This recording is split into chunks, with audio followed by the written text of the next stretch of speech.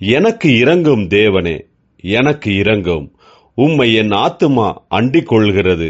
விக்கினங்கள் கடந்து போகும் மட்டும் உமது செட்டைகளின் நிழலிலே வந்து அடைவேன்.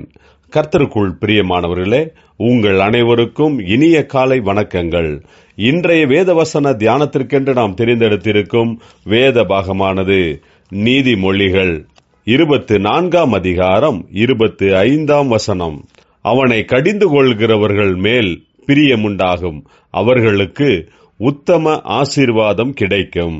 பிரியமானவர்களே, இன்றைய வேத தியானத்தின் தலைப்பு துன்மார்க்கனை கடிந்து கொள்ளுதல் என்பதே. இந்த நீதிமொழிகள் புத்தகத்தில் ஞானி சொல்லுகிறது என்னவென்றால், அநேகர் நீதியான பாதைகளில் நடக்கும்போது மற்றவர்கள் அநியாயம் அக்கிரமம் செய்கிற துன்மார்க்கர்கள் அதிகரித்து எல்லா விதத்திலும் சந்தோஷமாக இருப்பதைக் கண்டு நீதிமான் வேதனைப்படுவதுண்டு.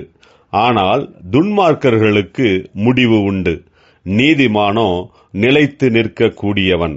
அதே போல துன்மார்க்கனுடைய செயல்களை காண்கிறவர்கள் அவனை கடிந்து கொள்வது மிகவும் அவசியமாகும்.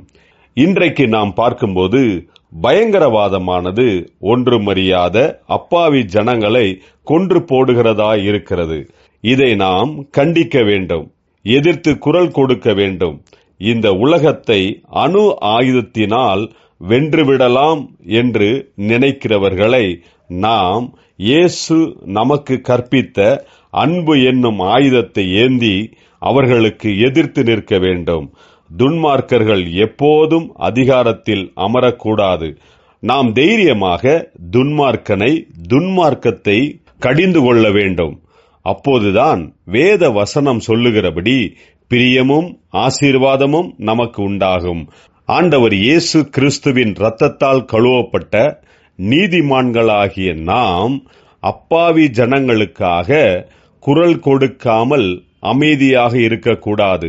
துன்மார்க்கத்தை நாம் தைரியமாக கடிந்து கொள்ள வேண்டும். அப்போதுதான் வேத வசனம் சொல்லுகிறபடி நமக்கு பிரியமும் ஆசீர்வாதமும் உண்டாகும். அப்பாவி ஜனங்களுக்காக நீதிமான்களாகிய நாம் குரல் கொடுக்காமல் அமைதியாக இருக்கக்கூடாது. துன்மார்க்கத்தை எதிர்த்து எப்போதும் நீதிமான்களான நாம் போராடுவோமாக.